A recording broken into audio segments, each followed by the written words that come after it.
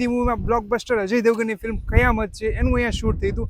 અને બીજી second movie જે આપણે ગુજરાતી છે જે લવની ભવાઈ છે એનું પણ આ જગ્યા ઉપર જ જે છે એ શૂટ થયું હતું. આ રીતના બધી કોતરણી કરેલી છે અને આ રીતના છે ને બધું લખેલું છે. જો ટોટલી વસ્તુ લખેલી છે અને આ રીતના બધા પથ્થરો પડ્યા છે. સો હેલો નમસ્તે, જય શ્રી કૃષ્ણ અને કેમ છો? તો ગાઈઝ ઘણા દિવસ પછી તમારા બધાનું ફરી સ્વાગત કરું છું આપણા નવા વિડીયોમાં. ગાઈઝ ઘણા દિવસથી આપણે વિડીયો નથી આવતા પણ આજે તમારા માટે સ્પેશિયલી વિડીયો લઈ અને આવી ગયો છું દીવના દરિયાની અંદર. સરસ મજાનો કિલ્લો છે જેનું રિનોવેશન થયું પછી એમ કહેવાય કે આ એક ટિકિટ છે જે ટિકિટ તમારે લઈ અને અંદર આવવાનું રહેશે અને આનો ચાર્જ છે 100 રૂપિયા જે ખાસ ઇન્ડિયન માટે છે. અને બહાર તમે ફોરેનરમાં આવો છો તો એ લગભગ 200 રૂપિયા જેવો ચાર્જ છે. બાકી એનું જે રિનોવેશન થયું છે એ પછીનું જે છે ને એ હું તમને બતાવવાનું છું. અને ખાસ આપણા બોલિવૂડ મૂવી જે અજય દેવગન છે સુપરસ્ટાર, એમની કયામત મૂવી જે અહીંયા શૂટ થઈ હતી અને એની અંદર જે તમે કાળા પાણીની જેલ ગઈ છે એ તમે જેલ જુઓ ને તો એ મારી પાછળ જે બેક સાઈડમાં છે એ તમને દેખાતી છે. તો સંપૂર્ણ વાત કરવાનો છું, શું શું અપડેટ છે બધું બતાવવાનો છું. તો ભાઈ કન્ટિન્યુ રહેજો ને ચેનલમાં પહેલી વાર હોય તો ચેનલ સબસ્ક્રાઈબ કરી નાખજો. તો ગાઈઝ હવે છે ને ધીરે ધીરે આપણે જે કાળા પાણીની જેલ છે એ પછી જવાનું છે. જો કે દરિયો છે એટલે નીચે નથી જવાનું, બાકી નકર દરિયામાં ગોતાય નહીં ચડીએ આપણે. જો આ રીતના અહીંયા સરસ મજાની છે ને આ જેલ છે. જો આ કાળા જેલ છે, જોઈ શકો છો. આ રીતના અહીંયા જે કયામત મૂવી છે અજય દેવગનનું એ શૂટ થયું હતું અને એ બધા કિડનેપિંગ કરીને છે ને એ બધા આ જેલની અંદર આ રીતના જેલ છે અને અહીંયા બધા છે ફોટોગ્રાફી કરે છે. અને આ બાજુ છે ને એ મેઇન કિલ્લો છે. આપણે રાકેશભાઈ જો ફોન લઈને આવ્યા છે કે રીલનો છે ને બાકાજી ગીત બોલાવી દીધી છે ભાઈ. અત્યારે છે ને તડકો ગજબ છે અને અહીંયા તમે જુઓ તો બધી સાઈડ છે ને તમને આવી ટોપું જોવા મળશે. એક અહીંયા છે, પછી એક અહીંયા છે, એક ખામે છે, એક ખામે છે, પછી અહીંયા જુઓ અને ઉપર જો મસ્ત મજાનો આ ઘંટ છે ઉપર, મતલબમાં કંઈક બેલ છે. હવે શેના માટે હોય કે ખબર નથી. આ ઉપર જઈ અને જોવું જોશે. અને આપણે રાકેશભાઈ છે ને એ ઉપર ગયા છે. જો ક્યાં હોય જો તમે બેલની પાછળ એક્ઝેક્ટ છે અત્યારે એ. હવે ફાઇનલી ઉપર આવી ગયા. અને રાકેશભાઈ કેવું લાગે ઉપર? ઉપર તો ભાઈ જેક મારેલા છે એટલે આવો ત્યારે ધ્યાન રાખજો. આ નીચે જેક છે ને અમે રિસ્ક લઈને ઉપર આવ્યા ઈ.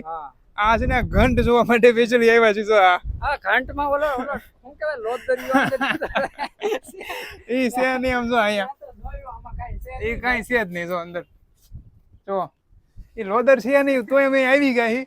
અને આ બધું જો એક નંબર ફૂટેજ આવે છે ફોર્ટની, બહુ મસ્ત છે. આખો વ્યૂ તમે જો અહીંથી. તો ભાઈ તમે જે અમારી પાછળ બેક સાઈડમાં જગ્યા જોવો છો આ જગ્યા પર એક નહીં, એક ગુજરાતી મૂવી, એક હિન્દી મૂવી.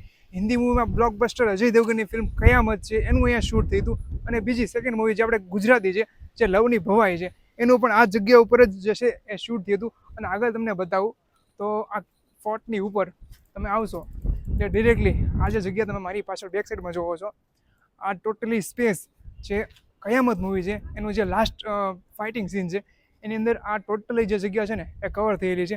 પછી આ બેક સાઈડમાં બે જે ટોપો તમે જોવો છો એ ટોપના પણ ઘણા સીન છે.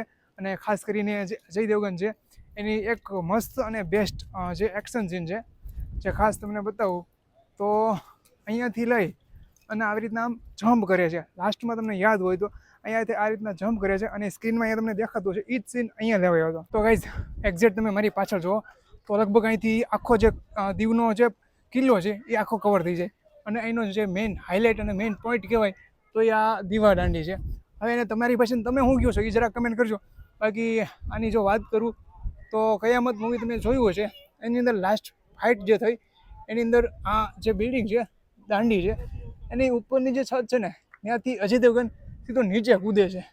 અને ખાસ જે બોમ્બ ડિફ્યુઝ કરવાનો હોય, મિસાઇલ ડિફ્યુઝ કરવાની હોય એ જગ્યા પર જે એનું એમ કહેવાય કે ટાઈમિંગ ને બધું ગોઠવેલું હોય ત્યાં આવી અને જે વિલન સાથે છે એની ફાઇટિંગ સીન થાય છે.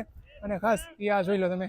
તો ભાઈ આખો કિલ્લો જોયો, જે પહેલું લોકેશન હતું જે ફાઇટિંગ હતી એ જોઈ. અને નેક્સ્ટ તમે જે અમારી પાસે જોવો છો ને અહીંયા જબરદસ્ત જે છેલ્લું લાસ્ટ સીન છે જેમાં બોમ્બ ડિફ્યુઝ કરવાનો, મિસાઇલ ડિફ્યુઝ કરવાની હોય અને અજય દેવગન છે ને ઉપરથી છલાંગ મારે. હવે એ આ જગ્યા છે કે પછી આ તમને જો મારી પાછળ આ જે જેલ દેખાય છે એની ઉપર જે આ દાંડી છે ને એ ટાઈપનું છે. તો એ છે એ બેમાંથી કઈ જગ્યા છે ને એક્ઝેક્ટ મને યાદ નથી પણ તમે જરા કમેન્ટ કરી નાખજો કે બોમ્બ મિસાઇલ ક્યાં ડિફ્યુઝ કરી દે. તો ભાઈ કિલ્લામાં તમે આવો ને એટલે તમને લગભગ બધી વસ્તુ જોવા મળે. પણ જે જૂની વસ્તુ છે જેમ કહેવાય કે અંગ્રેજો વખતની છે એ તમને વસ્તુ છે ને અહીંયા જોવા મળશે. જેમ કે અહીંયા તમે જો તો આ વસ્તુ છે ને અહીંયા શિલા છે, આ કંઈક પથ્થર છે એની ઉપર ટોટલી વસ્તુ લખેલી છે. જો આ કંઈક ઇંગ્લિશ શબ્દોમાં લખેલું છે બટ આપણને કાંઈ ઉકલતું નથી. અને અહીંયા છે ને 1900ની સાલની અંદર સાલ પણ મારેલી છે. અને ટોટલી જે કાચ છે ને એનાથી સિક્યોર અને કરેલું છે સિક્યુરિટી માટે. અને પછી આ બાજુનું તમે જોશો તો અહીંયા સરસ મજાનું કંઈક અદ્ભુત એમ કહેવાય ને આકૃતિ જ કંઈક અલગ છે.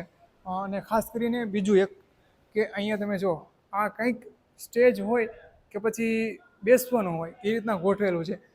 આઈ થિંક છે ને આ વસ્તુ સ્પેશિયલી અહીંના જે મેઇન મોટા કોઈ અધિકારી હશે કે અથવા જે રાજા હશે એ લોકો માટે સ્પેશિયલ છે, કારણ કે અહીંયા બેસતા હશે અને સામે છે ને એનું સ્ટેચ્યુ અથવા તો જે પ્રતિકૃતિ હશે એ બનાવેલી છે. અને અહીંયા તમે જુઓ તો બાજુના કિલ્લા પણ છે ને મસ્ત જો સિક્યોર કરેલા છે. જો આ બધા ટોટલી સિક્યોર કરેલા છે, કારણ કે આ વસ્તુ છે ને ખુફિયા જેવું છે. આમ અહીંથી સીધો સીધો છે ને દરિયો આવી જાય જો આ બારીમાંથી.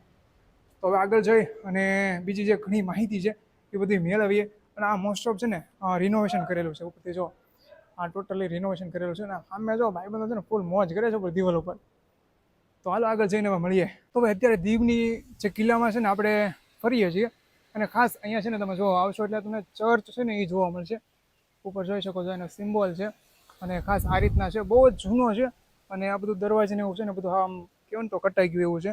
અને ખાસ બીજી એક વસ્તુ કે અહીંયા જે છે ને પથ્થરો છે એની ઉપર કંઈક છે ને કોતરણી કરેલી છે. અને બીજું ઘણી બધી જે ભાષા છે એની અંદર લખેલું છે. જો આ રીતના બધી કોતરણી કરેલી છે અને આ રીતના છે ને બધું લખેલું છે. જો ટોટલી વસ્તુ લખેલી છે અને આ રીતના બધા પથ્થરો પડ્યા છે. હવે એના પથ્થર કહેવાય કે શિલા કહેવાય જરાક કમેન્ટ કરજો. બાકી અહીં તમે જુઓ તો સરસ મજાનું બધું લખેલું છે. અહીંયા આ કઈ ભાષામાં લખ્યું છે એ જરા કમેન્ટ કરજો. આમ તો લાગે છે કે ABCDમાં હોય એ રીતના છે, પણ હવે અંદર જઈ અને આપણે જોઈ કે ચર્ચમાં કઈ રીતનું છે એમ. તો ભાઈ હાલ છે ને હવે આપણે આ ચર્ચ છે ને એની અંદર આવી ગયા છે. પણ અહીંયા હું આવ્યો ને તો મને કંઈક આમ અજીબ જ ફિલિંગ આવી, કારણ કે અહીંયા તમે જો આ રીતના ખાલી આગળની દિવાલ છે, પણ બાકી અહીંયા તમે જોશો તો આ બધી વસ્તુ જે ઉપર છે ને પ્રતિકૃતિ આપેલી છે. તમે જુઓ અહીંયા જો આમાં છે ને બધું લખેલું છે. હવે કઈ લિપિમાં લખેલું કઈ ભાષામાં લખેલું છે એ તો કંઈ ખબર નથી આપણને. આમાં તમે જો આ રીતના લખેલું છે. બીજી કોઈ પણ પ્રતિમા કે મૂર્તિ એવું કાંઈ છે નહીં, આ રીતના છે બધું. અને ત્યાં જો તો કબૂતરને બધું નીચે બેઠું હોય જોઈ શકો છો. તો ભાઈ કિલ્લાની અંદર છે ને આપણે સંપૂર્ણ જોયું. અને ખાસ બીજી વાત કરી દઉં તો કિલ્લાને છે ને આ રીતના રિનોવેશન કરેલું છે. આ રીતના રિનોવેશન કર્યું ને એના હિસાબે લગભગ 100 રૂપિયા ચાર્જ કર્યો છે. અને આ એના દરવાજા જો મસ્ત મજાના, અને આ બાજુ સરસ મજાનું રિનોવેશન થયા પછી એકદમ જબરદસ્ત લુક આવે છે. તો વિડીયોમાં તમને કંઈ થોડી ઘણી પણ માહિતી મળી હોય તો જરાક લાઇક અને શેર કરી નાખજો. અને જે અહીંયા આવવાના હોય એ લોકો સુધી માહિતી પહોંચી જાય ને એના માટે એ લોકોને શેર કરી દેજો. બાકી જો આ રીતના લુક છે મસ્ત મજાનો, એકદમ રિનોવેશન થયા બાદ આ રીતના લુક આપેલો છે. તો હાલો હવે મળીએ આગળ એક નવા વિડીયોમાં. ત્યાં સુધી બધાને જય હિન્દ, વંદે માતરમ.